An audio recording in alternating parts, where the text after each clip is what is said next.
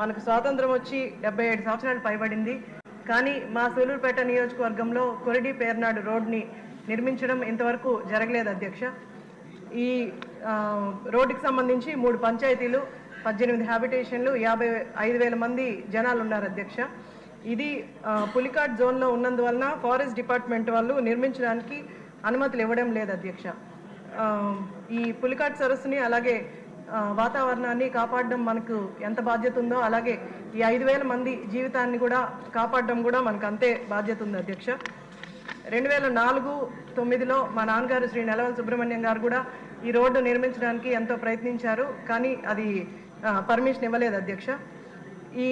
ఇప్పుడు ఈ రోడ్డుకి ఈ జనాల పరిస్థితి ఏంటంటే హాస్పిటల్కి వెళ్ళాలనే అత్యవసర పరిస్థితుల్లో కూడా వాళ్ళు 17 కిలోమీటర్లు వెళ్లాల్సింది అధ్యక్ష.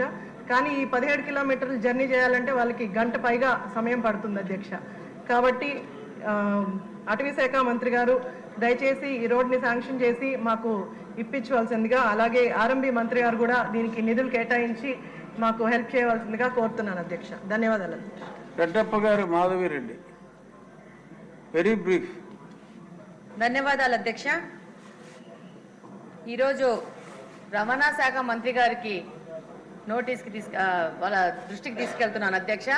కడపలో హెడ్ క్వార్టర్స్లో ఉన్న ఆర్టీసీ బస్ స్టాండ్ కంప్లీట్గా చిన్నపాటి వర్షం వస్తే కూడా మోకాలు ఎత్తు నీళ్ళు వచ్చేసేసి చాలా ప్రయాణికులకు ఇబ్బందికరంగా ఉంది అధ్యక్ష. నేను కనుక్కుంటే అది రిపేర్ ఎవరు చేస్తారు, దాని డ్రైనేజ్ వ్యవస్థ ఎలా చేస్తారంటే ఎవరికి కోఆర్డినేషన్ లేకుండా మాది కాదు అన్నట్టున్నారు అధ్యక్ష. కానీ కనుక్కుంటే ప్రతి ఒక్క ప్రయాణికుడి దగ్గర 5 రూపాయలు సెజ్ వసూలు చేస్తూ ఈ బస్టాండ్ డెవలప్మెంట్కు, దాంట్లో సమస్యల పరిష్కారానికి, ప్రయాణికుల సౌకర్యం కోసం వసూలు చేస్తున్నారని తెలిసింది అధ్యక్ష.